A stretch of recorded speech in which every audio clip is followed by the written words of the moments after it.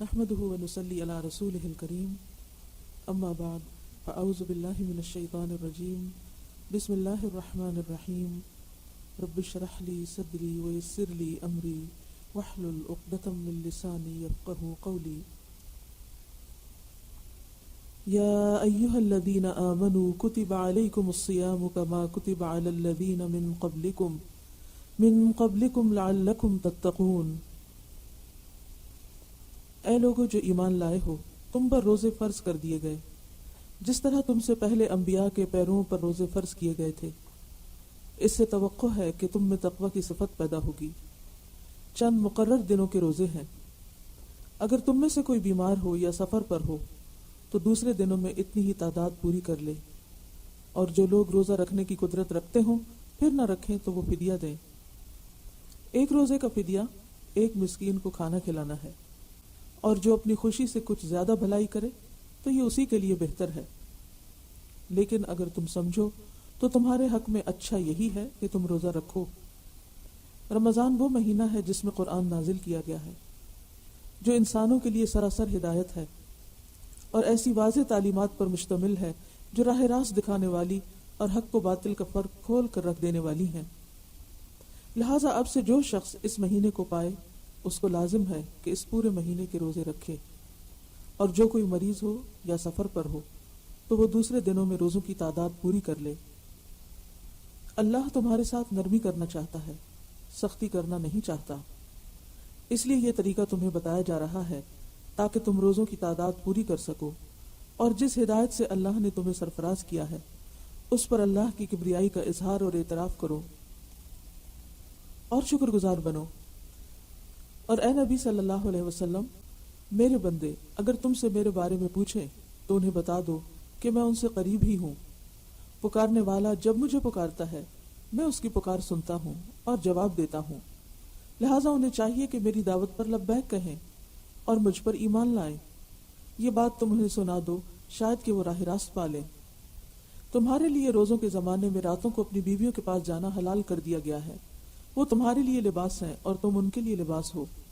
اللہ کو معلوم ہو گیا کہ تم لوگ چپ کے اپنے آپ سے خیانت کر رہے تھے، مگر اس نے تمہارا قصور معاف کر دیا اور تم سے درگزر فرمایا. اب تم اپنی بیویوں کے ساتھ شب باشی کرو، اور جو لطف اللہ نے تمہارے لیے جائز کر دیا ہے اسے حاصل کرو. نیز راتوں کو کھاؤ اور پیو یہاں تک کہ تم کو سیاہی شب کی دھاری سے سفید صبح کی دھاری نمایاں نظر آ جائے. تب یہ سب کام چھوڑ کر رات تک اپنا روزہ پورا کرو، اور جب تم مسجدوں میں معتکف ہو تو بیویوں سے مباشرت نہ کرو. یہ اللہ کی باندھی ہوئی حدیں ہیں، ان کے قریب نہ پھٹکنا. اس طرح اللہ اپنے احکام لوگوں کے لیے بصراحت بیان کرتا ہے. توقع ہے کہ وہ غلط رویے سے بچیں گے. الحمدللہ، اللہ کا بہت احسان ہے کہ اس نے پھر ہمیں رمضان کے قریب لا پہنچایا ہے. ہمیں پھر ایک بار مہلت ملی ہے اللہ کا قرب حاصل کرنے کی، تقوی کی کیفیات نصیب ہونے کی، اللہ کو راضی کرنے کی، اپنے گناہوں کی معافی مانگنے کی. اب یہ ہم پر ہے کہ ہم اس موقع سے کس طرح فائدہ اٹھاتے ہیں، اس وقت کو کیسے استعمال کرتے ہیں. یہ زندگی ویسے ہی مختصر ہے، گنی چنی ہے، لیکن خاص طور پر جب ایک سال کے بعد رمضان کا موقع آتا ہے تو احساس اور شدید ہو جاتا ہے کہ وقت کے ساتھ ساتھ ہم سب اپنی عمر کے اگلے حصے میں جا رہے ہیں، جب جسمانی طاقت اور قوت کم ہوتی چلی جاتی ہے، اور پھر اس بات کی بھی خبر نہیں کہ کب تک ہمیں مزید یہ مواقع میسر ہوں گے. لہذا جیسے زندگی کا ہر دن ہمیں آخری دن سمجھ کر گزارنا چاہیے، اسی طرح اس رمضان کو بھی آخری رمضان سمجھ کر گزاریں. اگر اللہ سبحانہ وتعالی اگلے سال پھر موقع دے دے تو یہ سراسر اس کی عنایت اور رحمت ہوگی، ہمارا حق نہیں.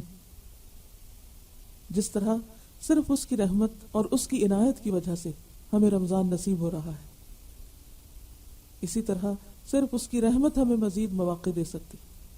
لیکن اس موقع کو غنیمت سمجھیے اور ایک ایک دن کو بھرپور طریقے سے استعمال کیجیے. کہ کوئی بھی لمحہ ضائع نہ ہونے پائے.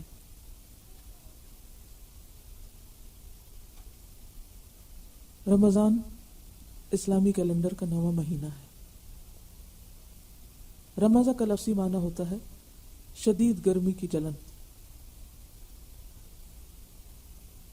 عربوں نے جب اپنے مہینوں کے نام رکھے تو پہلی مرتبہ یا اس موقع پر رمضان جس مہینے میں آیا وہ شدید گرمی کا موسم تھا، اور اسی سے پھر اس کا نام رمضان رکھا گیا. رمضان کا لفظ باریک ہونے کے لیے دو پتھروں کے درمیان رکھ کر کوٹنے کو بھی کہتے ہیں.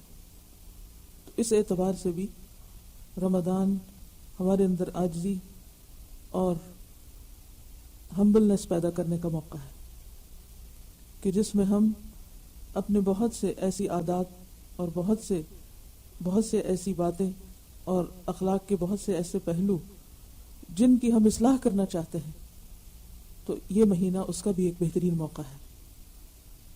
جسمانی اعتبار سے گرم صحرا میں رہنے والے روزے کی حالت میں اور ویسے بھی گرمی کے اس مہینے میں پیاس کی شدت سے اس طرح دوچار ہوتے کہ گویا پورا جسم اندر سے جل رہا ہے. اور اس کے لٹرل میننگ میں، رمضان کے لٹرل میننگ میں یہ بھی آتا ہے کہ شیپ کو سکن کے اندر رکھ کے بیک کرنا. یعنی جو بھیڑ ہوتی ہے نا، اس کو آپ نے عربوں کے ہاں کبھی کھانا کھایا ہوگا کہ پورا لیمب جو ہے وہ روسٹ کرتے، تو بعض اوقات وہ سکن کے اندر ہی اس کو روسٹ کرتے ہیں. تو کاٹ کے کرتے ہیں نا بعض اوقات، لیکن بعض اوقات سکن کے اندر. تو سکن کے اندر جب شیپ کو روسٹ کیا جاتا ہے اور وہ اندر سے گل جاتی ہے، تو اس کے لیے بھی لفظ رمضان آتا ہے.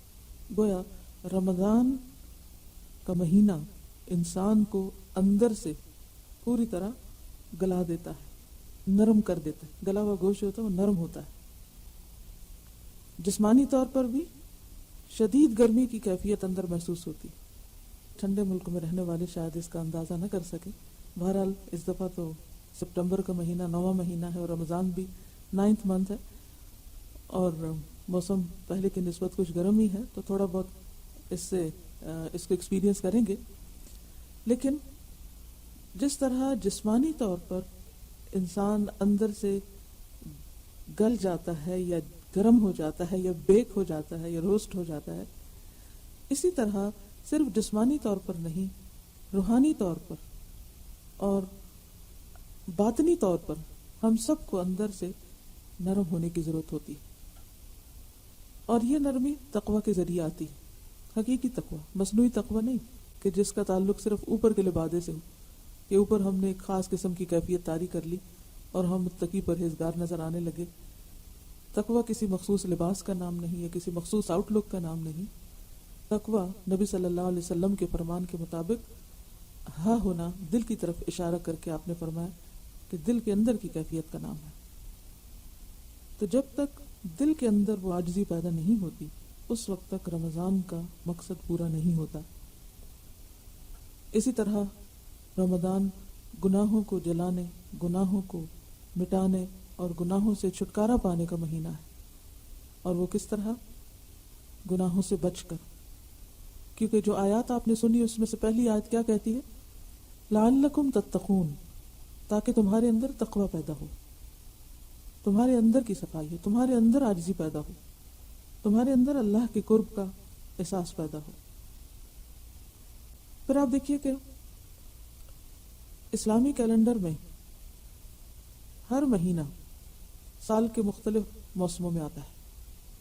یعنی شمسی کیلنڈر کے اعتبار سے ہجری کیلنڈر جو ہے وہ ہر سال 10 دن کم ہو جاتا ہے، جس کی وجہ سے یعنی ہجری کیلنڈر کم ہو جاتا ہے شمسی کے مقابلے میں، جس کی وجہ سے عبادات کے جو مہینے ہیں وہ ہمیشہ ایک موسم میں نہیں آتے، بلکہ ان کا موسم تبدیل ہوتا رہتا ہے. جو شخص 34 سال مسلسل روزے رکھے وہ ایک دفعہ یہ پورا سائیکل مکمل کر لیتا ہے کہ سال کے ہر دن میں یا ہر موسم میں وہ ایک طرح سے روزہ رکھ لیتا ہے. مثلا اگر کسی پر روزے سپٹمبر میں فرض ہوئے تو آئندہ 34 سال بعد وہ پھر سپٹمبر میں روزے رکھے گا، اور اس طرح 34 سالوں میں گویا اس نے شمسی کیلنڈر کے سارے مہینوں میں روزے رکھ لیے. اور یہ خوبصورتی ہے اسلامی کیلنڈر کی. اگر شمسی کیلنڈر استعمال ہوتا اور مثلا رمضان جو ہے وہ یا روزے رکھنے کی فرضیت جنوری کے مہینے میں ہوتی تو ہم کیا کرتے؟ ہمیشہ سردیوں میں ہی روزے آتے. ٹھیک ہے، سردیوں میں روزے آنے سے ہمیں ایک سہولت تو ضرور ہو جاتی ہے کہ جلدی وقت گزر جاتا ہے، لیکن جو خوبصورتی اور جو مزہ اس تبدیلی میں ہے کہ انسان جس طرح سال کے باقی حصوں میں باقی موسموں کو انجوائے کرتا ہے اور مختلف تبدیلیوں کے ساتھ اس کے اندر کام کرنے کا بھی مختلف طریقے پر مختلف کام کرنے کا جذبہ پیدا ہوتا ہے، اسی طرح ہر رمضان اپنے اندر تبدیلی کی وجہ سے، یعنی موسمی تبدیلی کی وجہ سے اپنے اندر ایک الگ خوبصورتی رکھتا ہے. اس کا ایک الگ احساس ہوتا ہے. اس سے انسان کے جذبات مختلف طرح کے ہوتے ہیں. اس لیے جس بھی موسم میں روزہ ہو اس موسم کو اللہ کی طرف سے آئے ہوئے ایک حکم اور اس حکم کی حکمت کے ساتھ خوشی سے اس کا استقبال کریں. ڈرنا نہیں شروع کریں، کیونکہ عام طور پہ ہم ڈرنے لگتے ہیں کہ اس دفعہ تو بہت لمبا روزہ ہوگا اور اس وقت تو بہت گرمی ہوگی اور پتہ نہیں پیاس کے مارے کیا حال ہوگا، اور اب تو ہم بہت سی بیماریوں کا شکار ہو گئے ہیں، تو کیا خیال ہے ہم پر کوئی رخصت تو نہیں ہم کسی رخصت کے اہل نہیں ہو سکتے کہ کسی طرح ہمیں چھٹی مل سکے.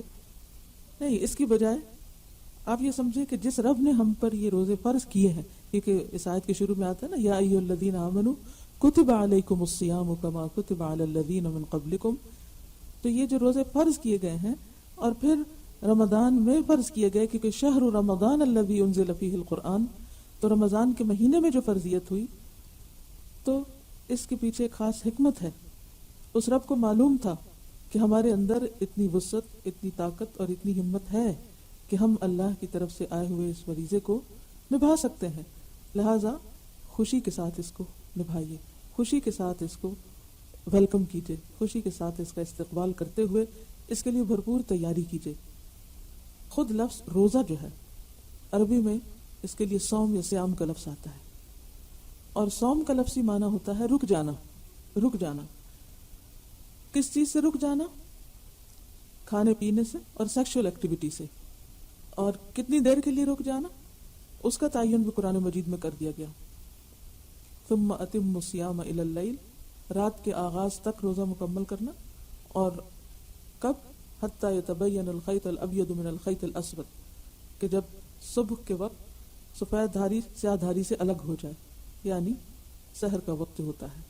اب تو خیر کیلنڈر موجود ہیں اور منٹس اور سیکنڈز کے حساب سے پوری کیلکولیشنز وقت سے پہلے ہی ہمیں مل جاتی ہیں. تو ان مخصوص اوقات میں کھانے پینے سے اور سیکشل ایکٹیویٹی سے رک جانا.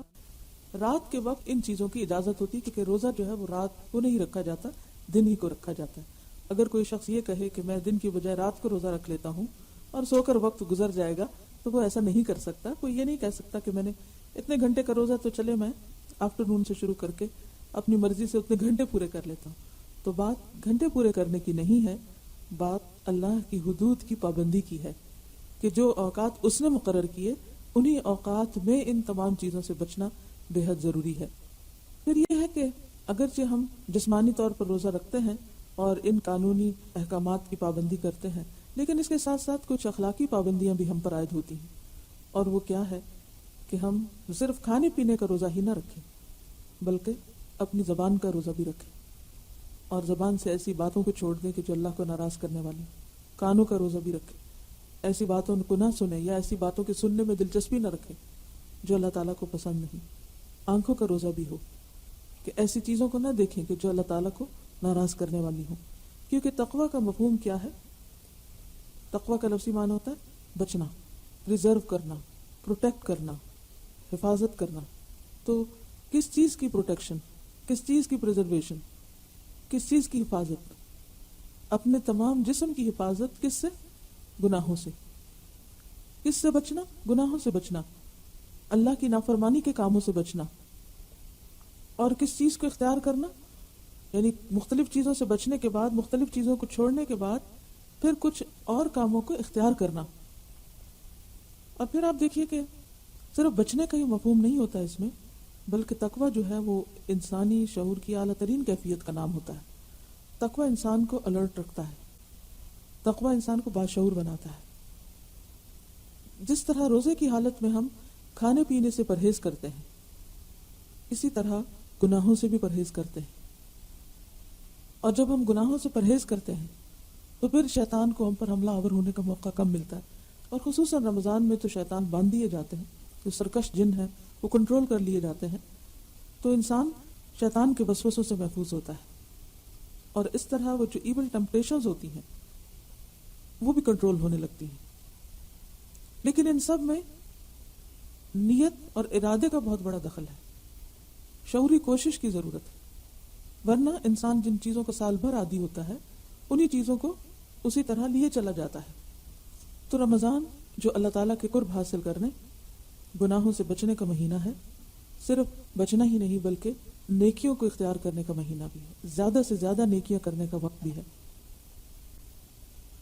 زیادہ سے زیادہ نیکیوں میں سب سے بڑی نیکی تو بذات خود روزہ رکھنا ہے. کیونکہ اگر کوئی شخص رمضان کے مہینے میں قرآن بھی پڑھ رہا ہے، صدقہ خیرات بھی کر رہا ہے، لوگوں کے روزے بھی کھلوا رہا ہے، عمرہ بھی کر رہا ہے، لیکن روزہ نہیں رکھ رہا کہ یہ میرے لیے بڑا مشکل ہے، میں سب کچھ کر سکتا ہوں، اپنے کھانے پینے پہ کنٹرول نہیں کر سکتا یا اپنی نفسانی خواہشات پہ کنٹرول نہیں رکھ کر سکتا، تو اس کی باقی ساری عبادات اس فائدے کی نہیں رہتی. نفلی عبادت فرض کا درجہ نہیں لے سکتی یا فرض کو کمپنسیٹ نہیں کر سکتی. یعنی کوئی شخص یہ نہیں کہہ سکتا کہ میں سارا دن قرآن پڑھوں گا لیکن روزہ نہیں رکھوں گا. نہیں، روزہ فرض عبادت ہے. جو 5 بیسک پلرز آف اسلام ہیں ان میں سے ایک بنیادی ستون ہے دین کا. جو شخص جان بوجھ کر روزہ چھوڑے وہ اللہ تعالیٰ کا نافرمان ہے اور کبیرہ گناہ کا مرتکب ہوتا ہے. اس میں ہماری اپنی کوئی چوائس نہیں، الا یہ کہ کوئی شخص بیمار ہو یا سفر پر ہو، جیسے کہ آپ نے اس آیت میں سنا.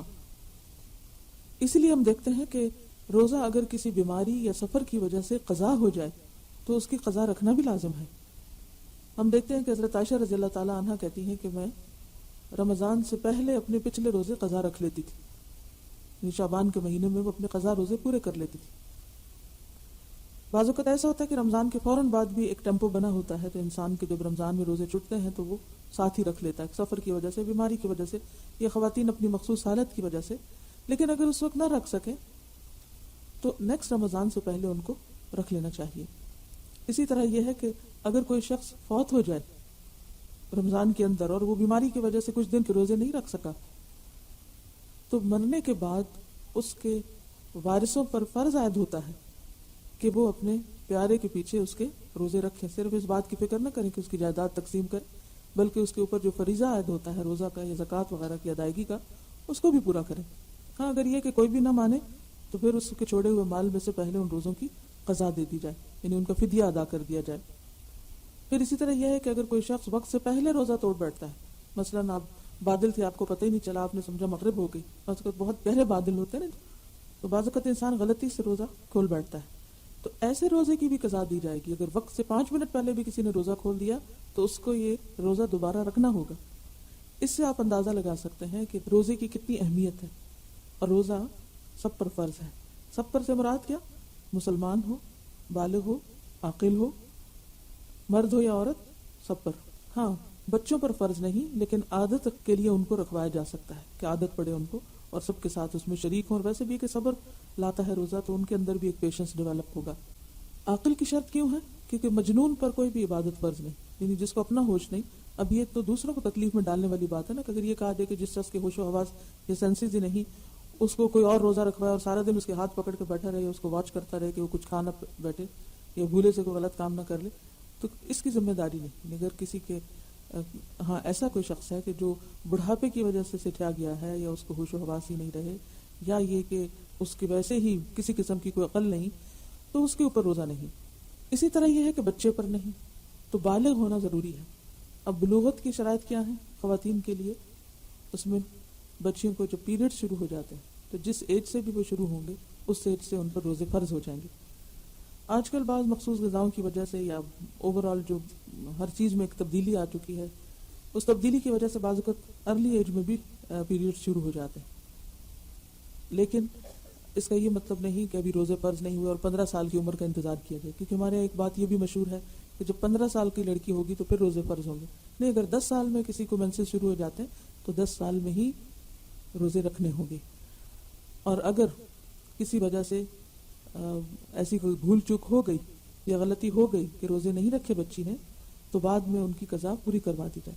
پھر اسی طرح بعض لوگوں کو احساس نہیں ہوتا کہ روزوں کی اہمیت کتنی ہے یا فرضیت کا خیال نہیں ہوتا، اور خصوصاً خواتین جو روزے چھوٹتے ہیں عموماً مخصوص حالت کی وجہ سے، تو بعضوں کا دیکھا گیا کہ وہ بعد میں قضا نہیں رکھتی. وہ کہتے ہیں ہم نے کون سے جان کے چھوڑے، یہ تو اللہ کی طرف سے تھا. بیماری بھی اللہ کی طرف سے ہوتی ہے، اسی طرح اور بھی بہت سی چیزیں اللہ کی طرف سے ہوتی ہیں، لیکن فرض جو ہے وہ فرض ہے. اس لیے ہم سب کو اس بات کی اہمیت کا بخوبی اندازہ ہونا چاہیے کہ کسی بھی قیمت پر فرض نہیں چھوڑا جا سکتا. اگر مجبوری یا عذر کی وجہ سے چھوڑا گیا ہے تو اس کی قضا لازم ہے. تو جن لوگوں کے پچھلے سالوں کے روزے رہتے ہیں وہ اس رمضان کے گزرنے کے بعد اپنا حساب کریں، کب سے بالغ ہوئے، کتنے دن روزے چھوڑتے تھے مہینے میں اور کتنے اب ہیں. ان کو ہر مہینے کچھ نہ کچھ روزے رکھ کر پورا کر لیا جائے، کیونکہ روزوں کے بارے میں بھی سوال ہوگا، کیونکہ بنیادی عبادت ہے. عبادت جو ہے، کوئی بھی عبادت ہو، اس کی قبولیت میں جو اہم ترین شرط ہے وہ اخلاص ہے. قرآن پاک میں اللہ تعالیٰ فرماتے ہیں وَمَا أُمِرُوا إِلَّا لِيَعْبُدُوا اللَّهَ مُخْلِصِينَ لَهُ الدِّينَ. وَمَا أُمِرُوا، اور نہیں وہ حکم دیے گئے، إِلَّا مگر، لِيَعْبُدُوا اللَّهَ کہ وہ اللہ کی عبادت کرے، مخلصین لہ الدین، دین کو اسی کے لیے خالص کرتے ہوئے. لہذا جب کوئی شخص روزہ رکھے تو اس کے لیے بے حد ضروری ہے کہ وہ صرف اور صرف اللہ کے لیے رکھے، خالص نیت کے ساتھ.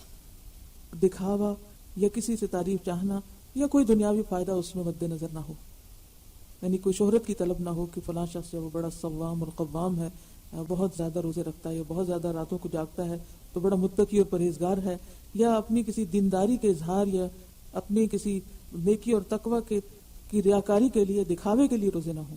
اور روزہ جو ہے وہ خاص طور پر آپ دیکھیں کہ جب ہم کہتے ہیں نا کہ اللہ کے لیے ہے، تو اللہ سبحانہ و تعالیٰ حدیث قدسی میں فرماتے ہیں کہ الصوم لی وانا اجزی بہ، کہ روزہ میرے لیے ہے اور میں خود اس کی رضا دوں گا. کیونکہ یہ ایک ایسی عبادت ہے کہ جو اللہ اور بندے کے درمیان ہے، یعنی کسی دوسرے کو یہ نہیں پتہ